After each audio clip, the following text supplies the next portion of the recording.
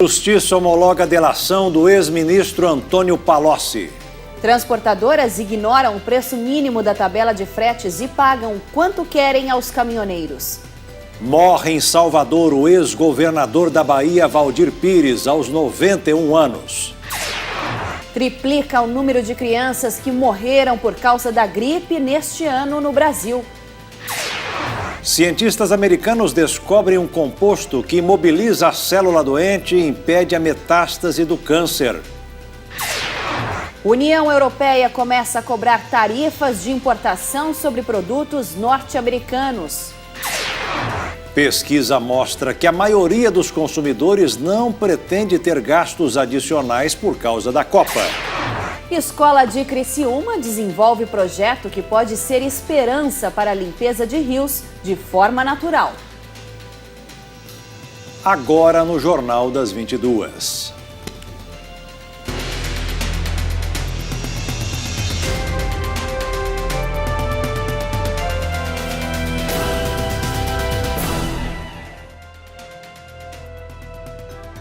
Olá, muito boa noite. Boa noite. Novos detalhes do maior esquema de corrupção da história do país podem vir a público nos próximos dias. O desembargador João Pedro Gebran Neto, relator da Lava Jato na segunda instância em Porto Alegre, homologou hoje a delação premiada de Antônio Palocci.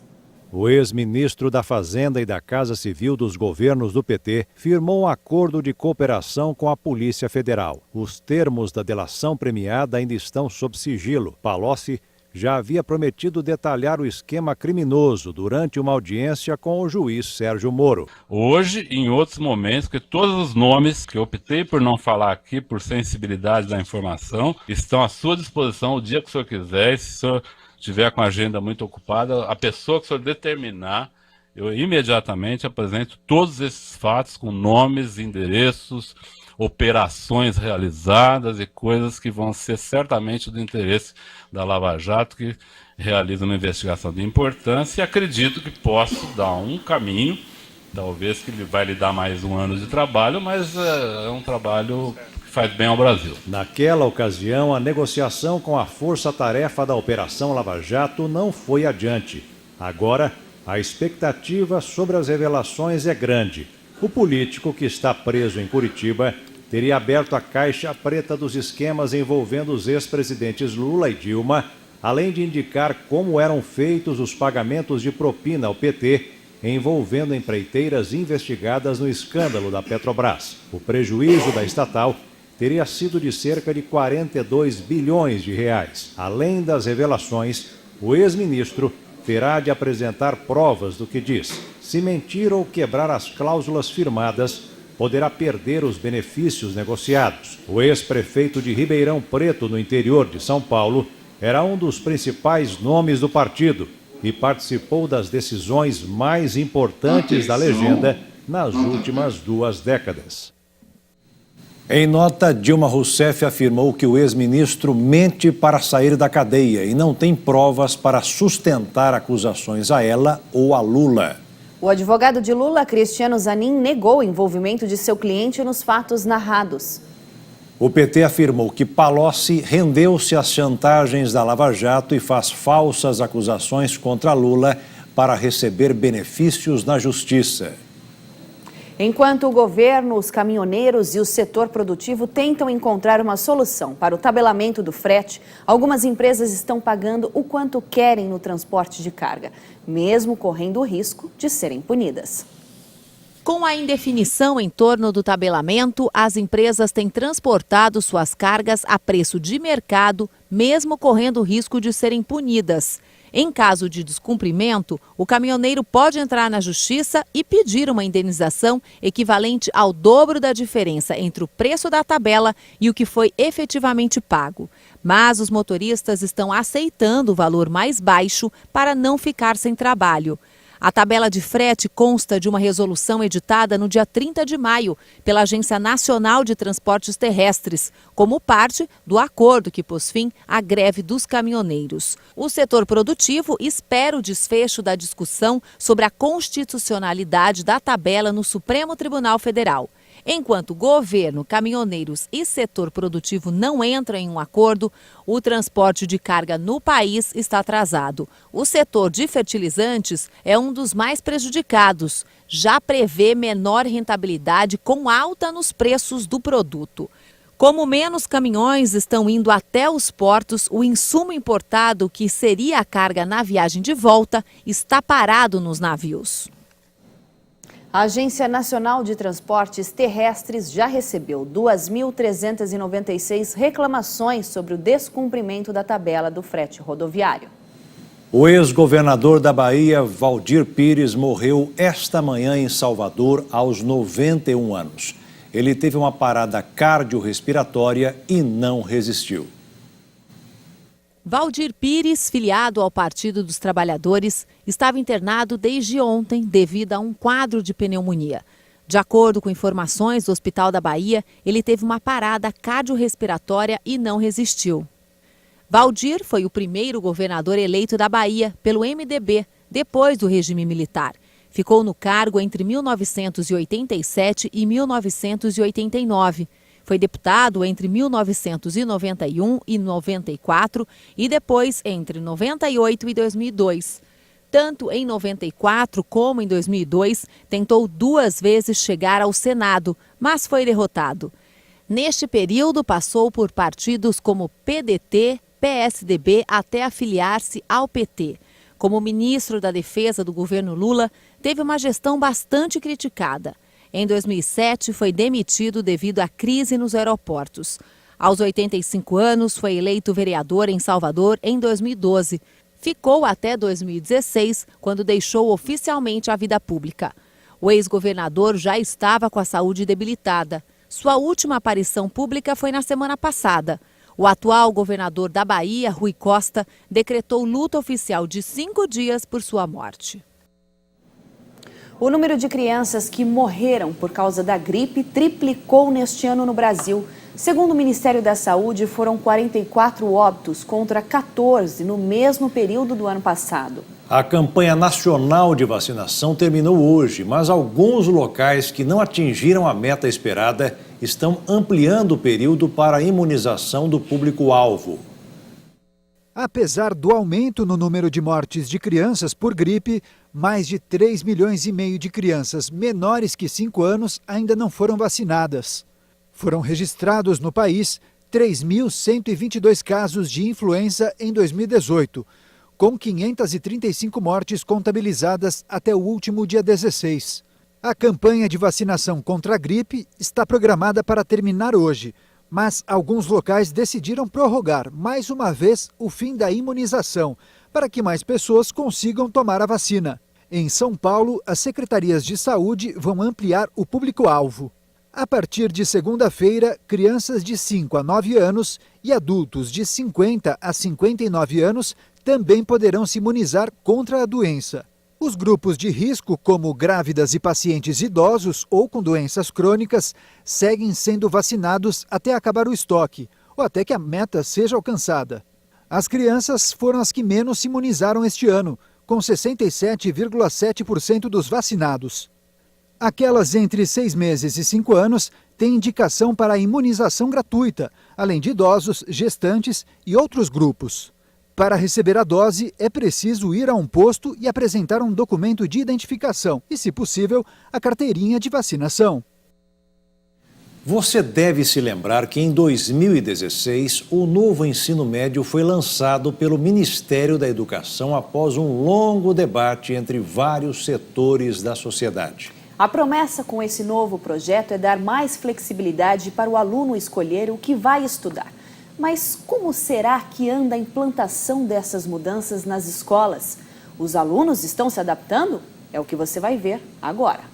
O novo ensino médio foi lançado pelo Ministério da Educação em setembro de 2016, após um amplo debate entre vários setores da sociedade. Segundo o MEC, é a maior reformulação dessa etapa da educação básica no país nos últimos 20 anos. A promessa é que esse novo projeto de ensino dê mais flexibilidade para o aluno escolher o que vai estudar. Português e matemática continuam obrigatórios durante todos os anos do ensino médio. Aí entra a parte flexível. Dos 40% da carga horária, os alunos vão poder escolher as áreas em que vão aprofundar o conhecimento. Linguagem e suas tecnologias, matemática e suas tecnologias, ciências humanas e sociais aplicadas e ciências da natureza e suas tecnologias. Elas poderão ser distribuídas nos 3 anos a critério das redes de ensino. Outra novidade, o aluno poderá optar pelo ensino técnico profissionalizante nesta carga horária flexível. Todas as escolas deverão seguir essa base de referência, mas cada estado e município pode decidir sobre os currículos das redes de ensino, levando em conta as peculiaridades de cada região. A intenção é que a gente possa escutar,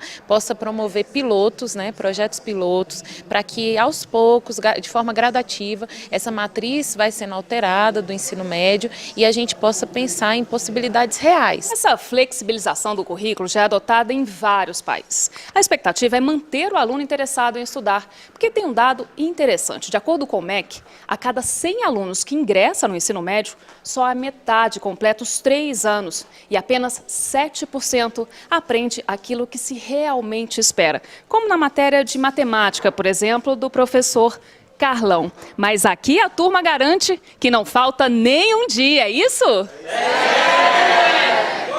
Uma boa notícia é que a implementação do novo ensino médio nos estados e Distrito Federal recebeu um reforço de peso. O Senado Federal autorizou o empréstimo de 250 milhões de dólares, junto ao Banco Internacional para a Reconstrução e Desenvolvimento, o Banco Mundial, para apoiar a execução da reforma proposta pelo Ministério da Educação. Todos os recursos são para serem trabalhados em conjunto com os estados na implementação, desde a assistência técnica aos programas propriamente dito da implementação da reforma do ensino médio. Temos uma série de aspectos da própria reforma do ensino médio que já podem ser aplicados. Por exemplo, nós temos aqui no Distrito Federal uma reorganização de toda a rede escolar para ser por semestre, em vez de ser anual. O novo ensino médio ainda está em fase de implantação. Em algumas escolas já vem apresentando melhorias que, na visão dos alunos, poderão oferecer mais possibilidades na formação profissional. Eu estou enxergando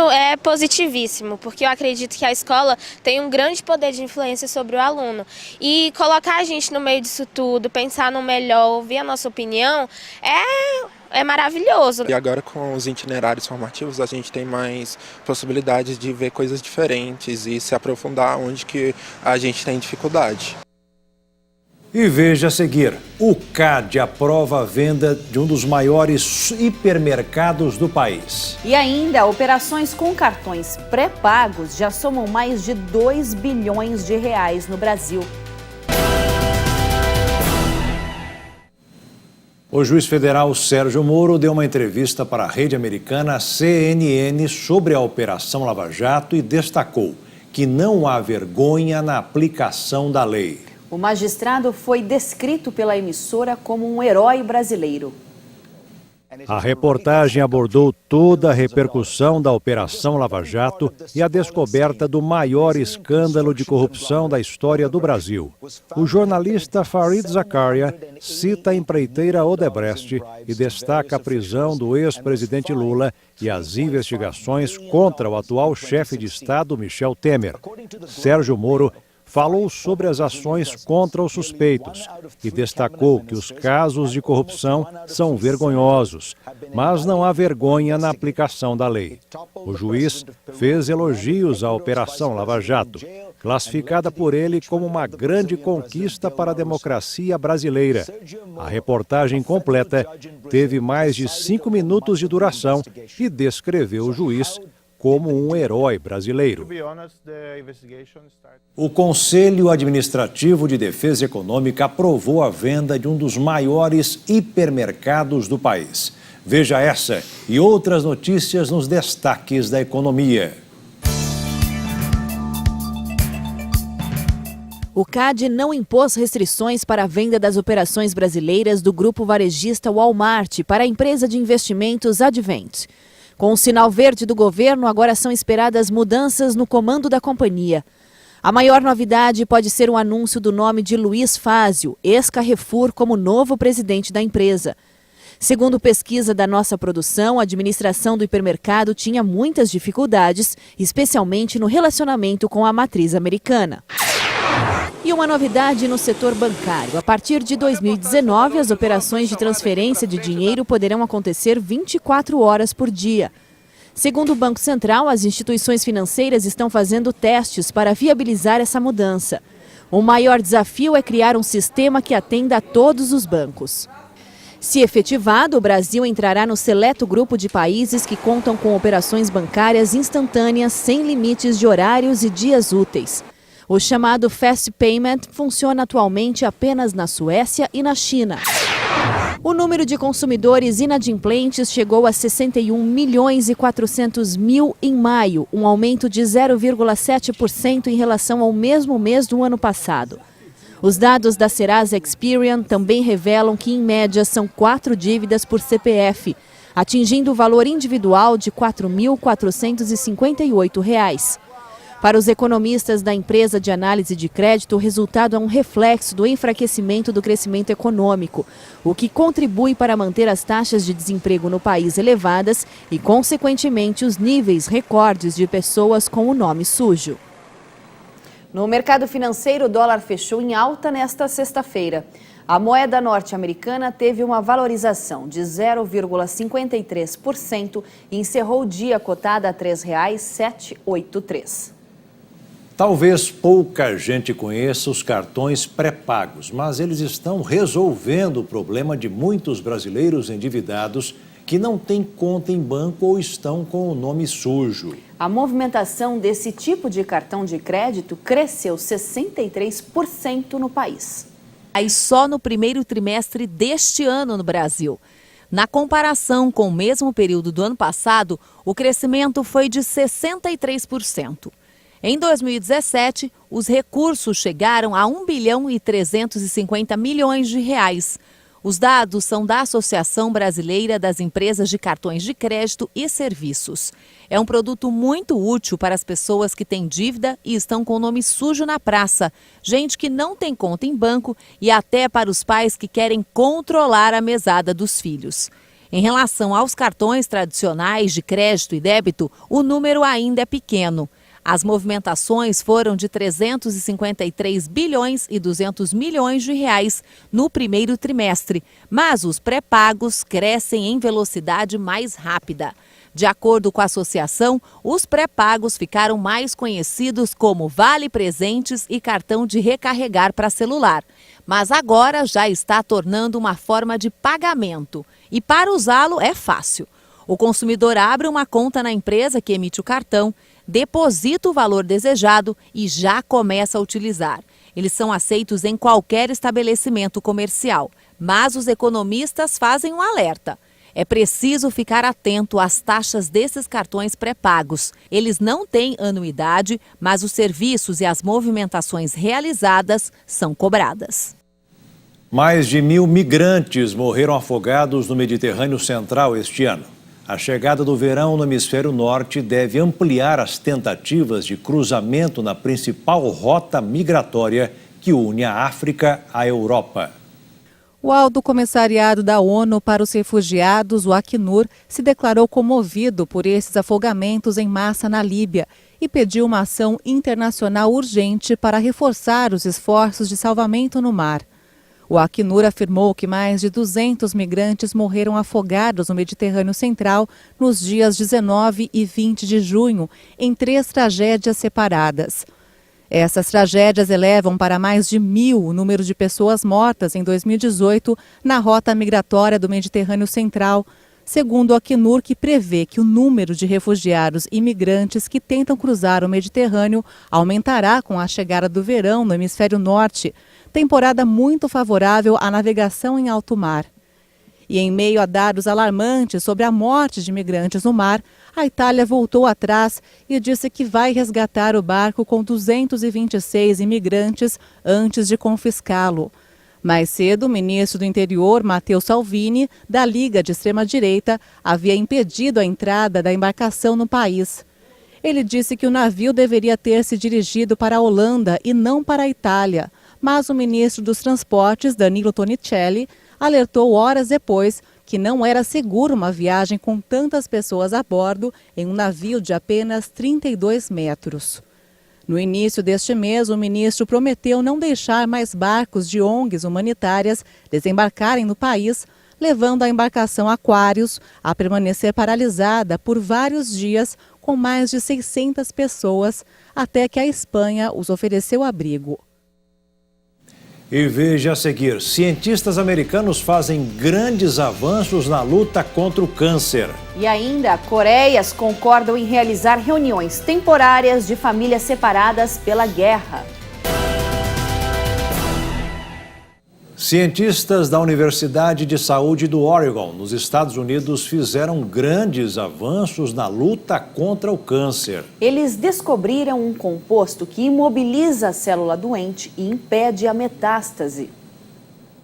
O estudo foi liderado pela equipe do Dr. Raymond Bergan. Os cientistas conseguiram resultados positivos adotando uma nova estratégia contra tumores. Em vez de matar a célula, os pesquisadores se concentraram em impedir que ela se movimentasse. Dessa forma, a célula doente fica congelada e não se espalha no organismo. O composto desenvolvido pelos americanos inibiu o movimento de células do câncer de mama, próstata, colo retal e pulmão. Agora, os pesquisadores pretendem testar a nova droga em cânceres iniciais para diminuir ao máximo que o tumor se espalhe para o resto do corpo.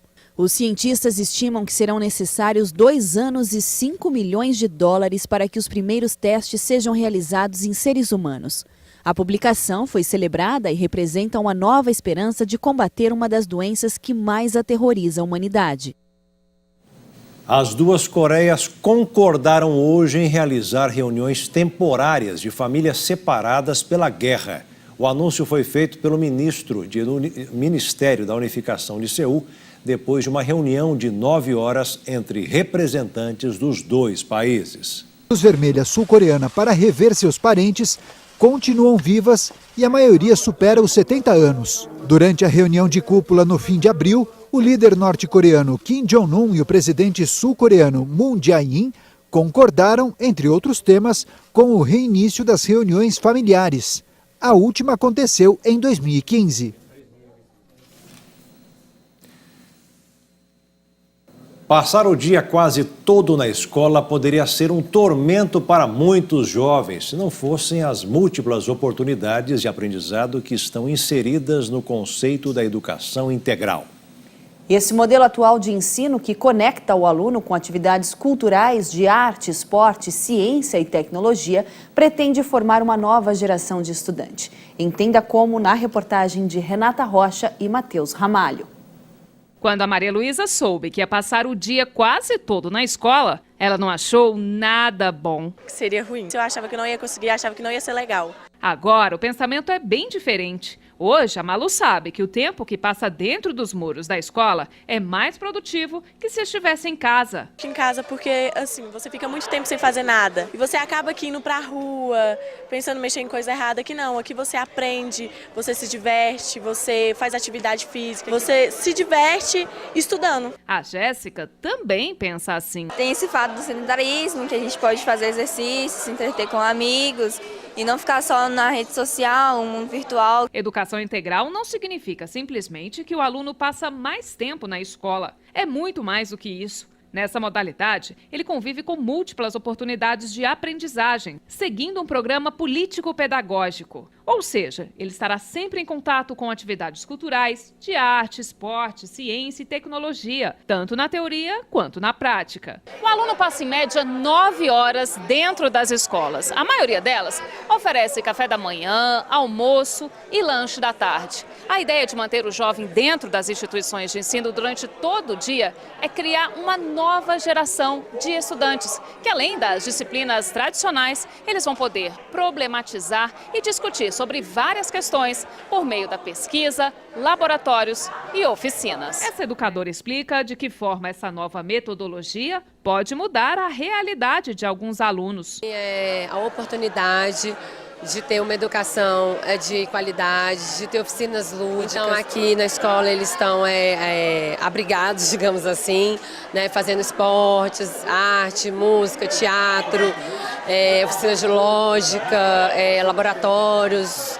informática, eles têm a condição de ter acesso a um conhecimento que um aluno, ele teria que pagar muito para ter. Além da expansão nas escolas particulares, na rede pública, esse modelo também está em crescimento. Entre as metas do Plano Nacional de Educação está oferecer tempo integral em, no mínimo, 50% das escolas públicas. Mas é claro que quantidade não garante qualidade. Segundo esta pedagoga, o aumento da carga horária não é receita contra o baixo desempenho educacional do país, mas um dos ingredientes. A melhoria da aprendizagem, na visão dela, está relacionada a mudanças no espaço e conteúdo. Nós temos que pensar que nós estamos na contemporaneidade e que aprendemos de formas diferenciadas. Um dos pontos é como nós aprendemos hoje, como que o jovem aprende hoje, quais são as culturas juvenis para poder a gente também perpassar por isso. E quando a gente descobre esse mecanismo, a gente tem como montar formações continuadas para os professores,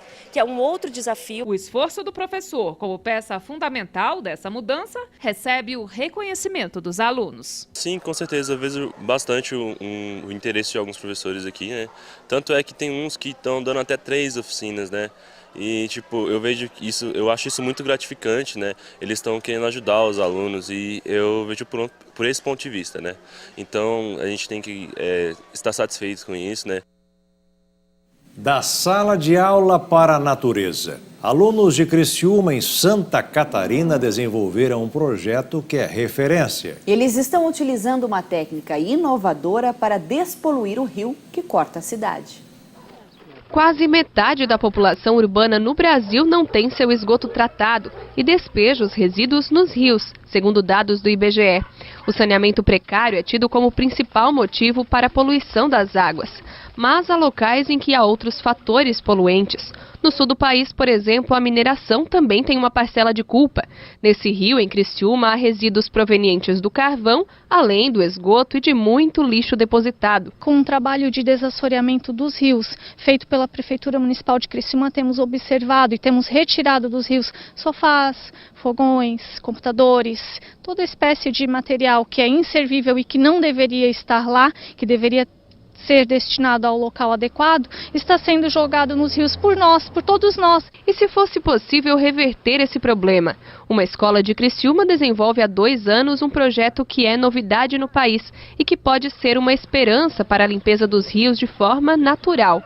A ideia é usar plantas que absorvem as toxinas para se reproduzirem e acabam limpando a água. Em alguns países já se utiliza esse método, de formas diferenciadas, porque cada região tem uma planta ou algumas plantas que podem ser utilizadas. E eu cheguei, no caso, nesse processo, nessa técnica, observando as formas naturais disso, e não químicas e nem físicas. O processo começou em julho de 2016.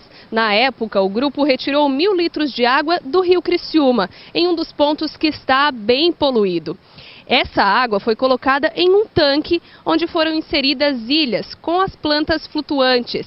Hoje, já há peixes se reproduzindo no local, um fato que não é possível aqui no Rio. Não é ainda, mas o projeto busca reverter essa realidade. Por isso, na segunda fase da pesquisa, ilhas como as que foram feitas em laboratório foram colocadas no rio. Agora o grupo vai observar se as plantas se reproduzem. Se isso acontecer, significa que elas estão absorvendo as toxinas. Um próximo passo, então, seria inserir as plantas flutuantes ao longo de todo o rio.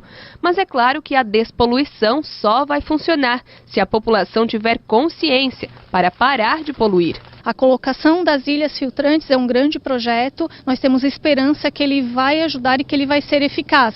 Mas isso nós precisamos que tenhamos em conjunto conosco toda a população para que não faça mais o lançamento do esgoto irregular no rio e para que não despeje mais irregularmente o lixo no rio. Para o futuro, uma esperança. Para o presente, aprendizado. A gente não sabia que iria dar tão certo. E também, a gente fica bastante feliz porque a gente pode estar conscientizando as pessoas a melhorarem. Enquanto estudante, eu estou muito feliz por participar do projeto, até porque a gente sabe que o rio não tem condição nenhuma e eu espero que no futuro, depois, os meus filhos e família, essas coisas, vejam que eu participei de um projeto que despoluiu o rio e deixou ele em condições normais de novo. E você que acompanha o Jornal das 22 pelo Canal 1, fique agora com a programação da sua região. E ainda, a pesquisa revela que a maioria dos consumidores não pretendem gastar com a Copa do Mundo. A vitória do Brasil hoje de manhã poderá mudar o ânimo do torcedor brasileiro. Até agora, a maioria prefere ficar em casa e acompanhar pela televisão com um travesseiro e uma coberta, além de um punhado de pipoca. A Associação Comercial de São Paulo está torcendo mais do que nunca para que a seleção siga em frente, porque uma pesquisa apontou que 87% dos consumidores não tinham intenção de fazer compras por causa da Copa. O verde e amarelo está nas camisas, na bandeira e nos enfeites, mas não está no bolso do brasileiro. Uma boa parte dos consumidores não entrou no clima de Copa do Mundo. Você pretende gastar algum dinheiro a mais por causa da Copa? Não, não vale a pena. O senhor, está tendo algum gasto a mais por causa da Copa? Não, nenhum gasto. Acho que a Copa, na verdade, ela inibe você gastar. Você tem que ser coerente para fazer as coisas com sabedoria. A senhora está tendo algum gasto a mais por causa da Copa? Não, é um assunto que não me interessa. Uma pesquisa realizada pela Associação Comercial de São Paulo mostra que 87% dos brasileiros não pretendem fazer nenhum gasto a mais com a Copa. O número representa um aumento de 4% em relação à Copa de 2014. Apenas 11% dos entrevistados disseram que pretendem ter despesas adicionais por causa dos jogos. Ao todo foram ouvidas 1.200 pessoas de todas as regiões do país. Tem várias causas. Uma delas é a situação da economia, que está bem mais difícil do que 2014. O desemprego mais alto. Pessoas que disseram que pretendem gastar dinheiro a mais nessa Copa, 30%, dizem que vão investir em bebidas e alimentos para assistir o jogo. Mas a maioria, mais de 50%, pretende gastar com isso aqui, ó, bandeiras, enfeites e principalmente a camisa da seleção. Vai ter algum gasto a mais em virtude da Copa? Em virtude da Copa? É. Eu não sei, porque os brasileiros estão um pouco desanimados essa Copa depois do 7-1, né? Mas eu acho que, mesmo assim, a gente com animação, acho que sim, né? Você está tendo algum gasto a mais por causa da Copa? Sim, a gente acaba agregando a família aí, fazendo churrasco. Meu moleque já pediu uma camisa, eu tenho que levar hoje mesmo para ele. A pesquisa foi realizada entre os dias 1º e 13 de junho. Marcel acredita que um bom desempenho da seleção brasileira dentro do campo pode aquecer também o comércio. Provavelmente, se o Brasil continuar avançando, anime um pouco mais.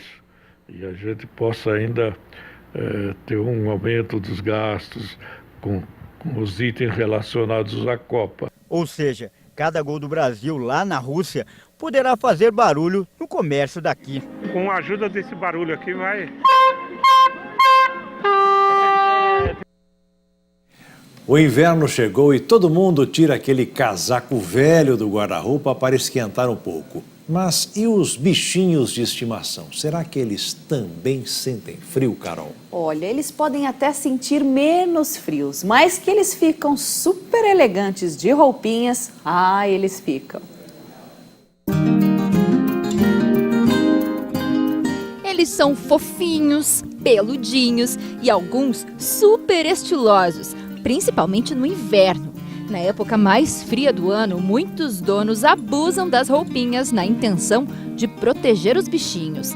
Mas será que, assim como a gente, eles também sentem frio? Não diretamente como o ser humano, mas todo ser vivo, em baixas temperaturas, eles sofrem os efeitos. Claro que os animais com a pelagem, com a densidade de pelo maior, eles tendem a ter um equilíbrio, manter a sua temperatura do corpo mais estável. A Camila não economiza. A Penny tem praticamente uma coleção. Ela ostenta, tem uma gaveta só para ela, cheia de roupinhas. Você gasta muito com roupinha? Pouco. Um pouco, já gastei mais. Porque eu olho e falo, ai, que coisa linda, eu quero, eu preciso. E não precisa, ela já tem, mas é sempre bonitinho, né? A Penny tem roupinhas para todas as estações do ano, principalmente para essa época de frio.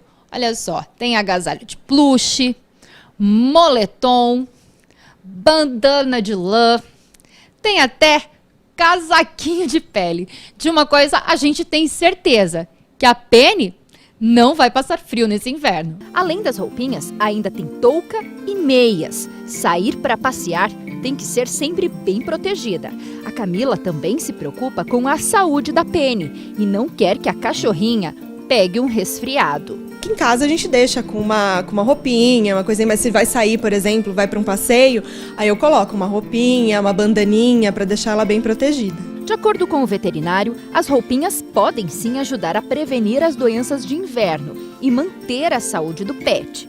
Mas ele lembra que outro cuidado que também é fundamental é estar com a vacina sempre em dia. Agora a gente entra numa fase de baixas temperaturas, então isso ocorre a baixa de resistência dos animais.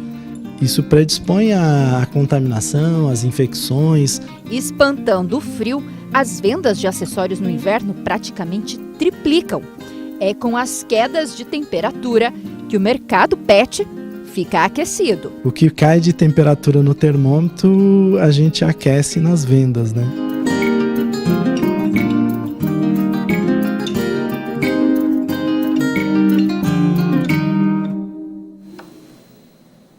E o Jornal das 22 termina aqui. Uma boa noite para você e até amanhã. Boa noite, fique na paz.